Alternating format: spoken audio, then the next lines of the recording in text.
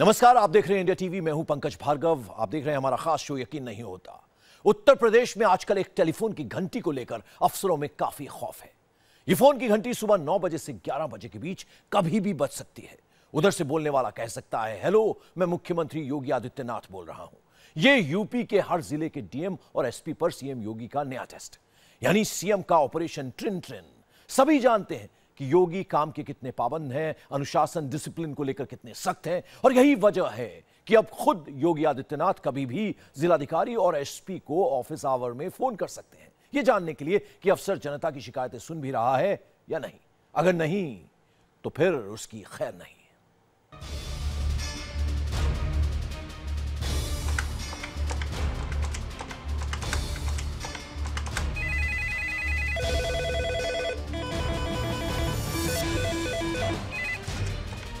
Hello, मैं योगी आदित्यनाथ बोल रहा हूं। यूपी के सभी डीएमएसपी सावधान। सीएम योगी का फोन आने वाला है। ट्रिन ट्रिन से योगी पकड़ेंगे झूठ।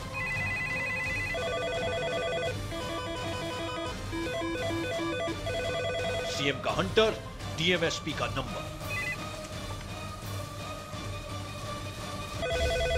लैंडलाइन पर एक घंटी बजेगी। डीएमएसपी ने खुद फोन उठाया तो पास, नहीं उठाया तो अफसरों पर गाज गिरनी पक्की है। यही है सीएम योगी का नया टेस्ट, यानी सीएम का ऑपरेशन ट्रिन ट्रिन। हेलो, मैं योगी आदित्यनाथ बोल रहा हूं।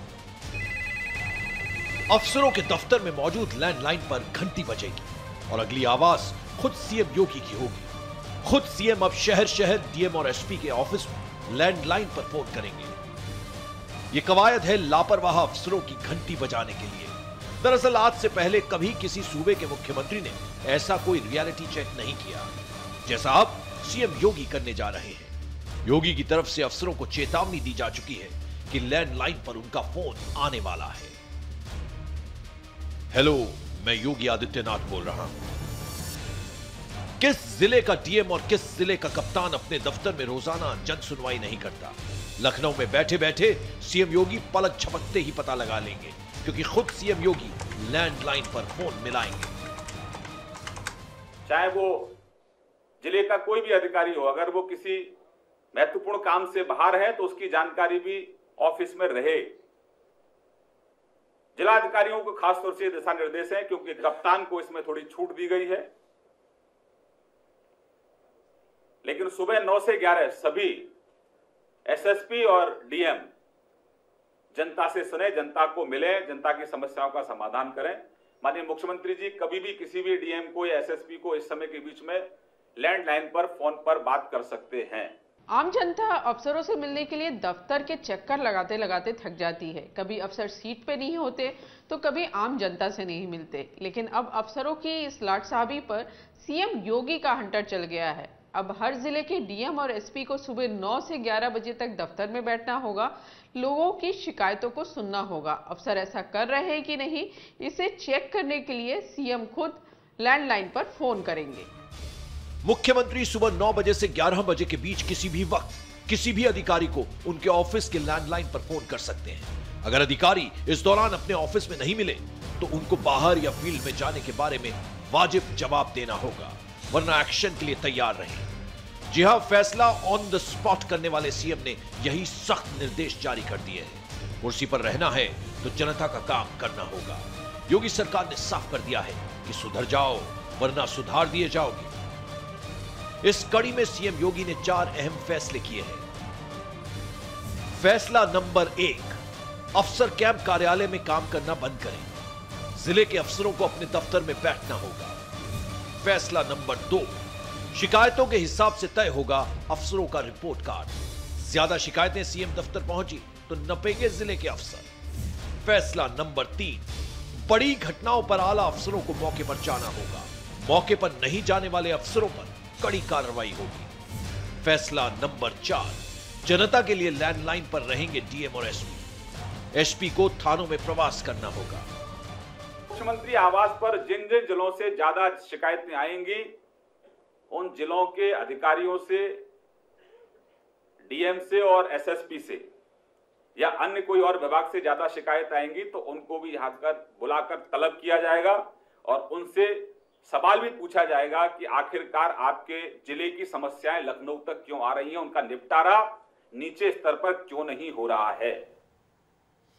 और अब बात योगी के ऑपरेशन सलाखें की। कल तक कानून को जेब में रखने वाले माफिया योगी के एक्शन के बाद कानून से डरने लगे हैं। जेल में कैद माफिया को योगी का खौफ सता रहा है। क्या मुख्तार अंसारी, क्या मुन्ना बजरंगी, क्या अतीक अहमद, क्या उदय भान सिंह, अब तक ऐसे ही तमाम माफिया जेल से अपना गैंग ऑपरेट कर रहे थे, जेल से अपना साम्राज्य चला रहे थे। लेकिन सीएम योगी के ऑपरेशन सलाखें से कुख्यात माफिया की सांसें अटक चुकी हैं। 91 कैदियों की जेल बदली जा चुकी है और जेल में मिलने वाला वीआईपी ट्रीटमेंट पूरी तरह बंद है।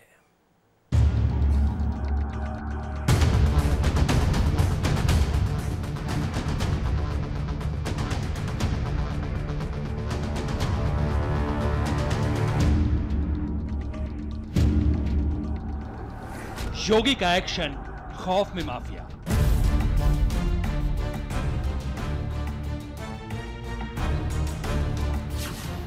बड़े बड़े बाहुबली की बदली गई जेल।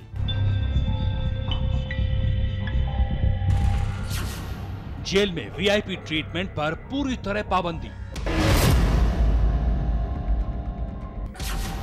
न कूलर, न पकवान, न मोबाइल।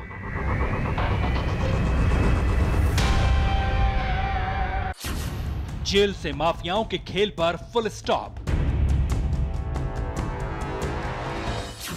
सीएम योगी का ऑपरेशन सलाखें। खुद को बाहुबली समझते थे, कानून और पुलिस उनकी जेब की जागीर थी। लेकिन योगी सीएम क्या बने, जेल में कैद ऐसे तमाम माफिया और बाहुबली अब कानून से खौफ खाने लगे हैं। वजह है सीएम योगी का ऑपरेशन सलाखें। जी हां, जेल से गैंग ऑपरेट करने वाले तमाम माफियाओं पर हंटर वाले सीएम की पैनी नजर है। तभी तो बीते एक महीने में 91 खूंखार कैदियों की जेल बदली गई। जिन कैदियों को एक जेल से दूसरी जेल में शिफ्ट किया गया, उनमें ऐसे बाहुबली हैं जिसके रसूख के आगे जेल प्रशासन भी खौफजदा रहता था। मुख्तार अंसारी, लखनऊ से बांदा जेल। अतीक अहमद, इलाहाबाद से देवरिया जेल। मुन्ना बजरंगी, झांसी से पीलीभीत जेल। उदय भान सिंह, फतेहगढ़ से सहारनपुर जेल। मुकीम उर्फ काला, महाराजगंज से लखनऊ जेल।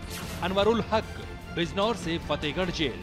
जेलों से जो अपराध हो रहा था उस पर अंकुश लगाने के लिए, उनके नेटवर्क को ध्वस्त करने के लिए, उनकी जो लोकल जो उनके सपोर्टर्स थे उनको हतोत्साहित करने के लिए और जेल के अनुशासन को बनाए रखने के लिए ये इन बंदियों की जेलें ट्रांसफर की गई है। ये वो माफिया हैं जिन पर हाथ डालने की हिम्मत कोई नहीं करता, चाहे ये जेल में हो या जेल से बाहर। खुद एडीजी जेल गोपाल लाल मीणा ने इंडिया टीवी के कैमरे पर कबूल किया है कि योगी सरकार बनने से पहले तक कुछ बाहुबली जेलर पर हाथ उठा देते थे और दहशत के चलते जेलर खामोश रहने में भलाई समझते थे। जो माफिया तत्व होते हैं इनसे सब लोग डरते हैं। एक पर्टिकुलर जेल में मुझे बताया गया, यद्यपि इस रिपोर्ट नहीं किया गया, कि जो जैमर लगा रहे थे कर्मचारी, उनके साथ मारपीट की गई और उन्हें अस्पताल में भर्ती होना पड़ा, लेकिन उन्होंने इसकी रिपोर्ट नहीं की। यहाँ तक कि एक जेलर के साथ भी मारपीट की, लेकिन जेलर ने भी कोई रिपोर्ट नहीं की। तो ये माफियाओं का भय होता है। सुना आपने, माफिया के लिए जेल का मतलब क्या होता था। दरअसल जितना बड़ा माफिया, जेल में उतनी ही ज्यादा सुविधाएं। आज तक उत्तर प्रदेश की जेलों में यही होता आया था, लेकिन सीएम योगी ने ऐसा हंटर चलाया कि सलाखों के पीछे बाहुबली के वीआईपी ट्रीटमेंट का पूरा खेल खत्म हो गया। जेल में से ये अपराधों का संचालन करते हैं और साथ ही जेल का अनुशासन भी भंग करते हैं। जेल के अधिकारी उनके दबाव में रहते हैं, भयभीत रहते हैं, क्योंकि वो लोकल होते हैं। तो जब इनके जेल ट्रांसफ़र किया जाता है तो ये अपना नेटवर्क बनाने में समय लगता है। वो जेल के कर्मचारी भी नए होते हैं, तो ऐसी स्थिति में उनको भी भय नहीं होता। सीएम योगी ने जेल प्रशासन को कड़े निर्देश दिए हैं। मसलन जेल में माफिया को वीवीआईपी ट्रीटमेंट का दी एंड। जेल में सामान्य कैदी की तरह रहेंगे माफिया, न मिलेगा मोबाइल, न सजेगा दरबार। जेल प्रशासन पर सरकार की नजर होगी। मॉनिटरिंग सेल जेलों में छापेमारी करेगा। जेल की सुरक्षा हाईटेक होगी, जहां माफिया कैद है।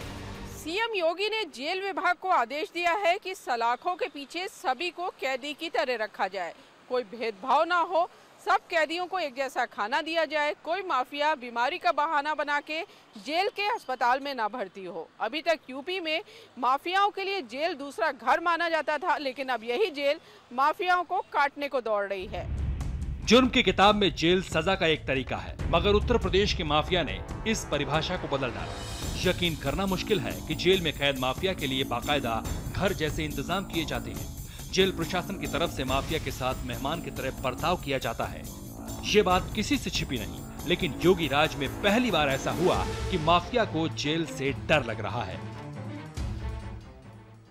और आइए अब आपको दिखाते हैं आतंकी साजिश का जिंदा सबूत। जी हां, आज सुरक्षा एजेंसियों के हाथ एक जिंदा आतंकी लगा। वही जिंदा आतंकी जो फौज के हथियार लूटने आया था। मामला जम्मू कश्मीर के अनंतनाग का है। दरअसल आतंकी सीआरपीएफ के जवान से ऑटोमेटिक राइफल छीनना चाहते थे। उनकी प्लानिंग यह थी कि एक आतंकवादी गोली चलाएगा और दूसरा सीआरपीएफ के जवान से राइफल छीनकर भागेगा, लेकिन उनकी प्लानिंग फेल हो गई। वहां मौजूद सीआरपीएफ के जवानों ने एक आतंकवादी को पकड़ लिया, जबकि दूसरा भाग गया। आतंकवादी की गोली से एक जवान घायल भी हो गया। पकड़े गए जिंदा आतंकवादी मुनीब अहमद ने बताया कि उसका दूसरा साथी हिजबुल का लोकल मिलिटेंट है, जिसका नाम राजा है। कहाँ से आया? रेशीपुरा बीजबाग से सर। आपका क्या नाम है? मुनीब सर, मुनीब। आपका पिताजी का क्या नाम है? गुलाम हसन मल्ला सर। आपके साथ जो गोली मारा उस बंदे का क्या नाम है? सर उसका नाम, उसका राजा बोलते हैं, वो है होर मिशकोरा का। आपका हथियार कहाँ है? सर उसी ने लिया। आपके पास राइफल नहीं थी? नहीं सर। आपको क्या काम मिला था? सर उन्होंने कहा इनसे राइफल छीनो। इन्होंने कहा आपसे राइफल छीनो? जी सर। आपको बोला? उसने क्या बोला, मैं गोली मारूं? जी। उसने क्या बोला आपको? जी सर, कहा राइफल छीनो उससे। उसे राइफल छीनो? जी सर। उसने बोला आपको? जी। है? और उसके पास क्या क्या हथियार था? सर खाली पिस्टल था। पिस्टल था? कौन सा पिस्टल? सर मुझे पता नहीं। आपको कितना पैसा मिला यहाँ पे आने के लिए? सर उसी ने कहा फोर्स किया वरना हम मार देंगे। उन्होंने कहा वरना मैं मार दूंगा, पत्थर छीनो। क्या बोला? सर उन्होंने कहा वरना हम मार देंगे, राइफल छीनो। आपको बोला उसने? जी सर। वो बंदा कहाँ का है? सर होर मिशकोरा का है। होर मिशकोरा का मिशकोरा। उसका घर जानते हो आप? गांव जानता हूँ सर। घर जानते हो? नहीं सर, घर नहीं जानता। पिताजी का नाम जानते हो? नहीं सर। है? नहीं सर। नहीं जानते?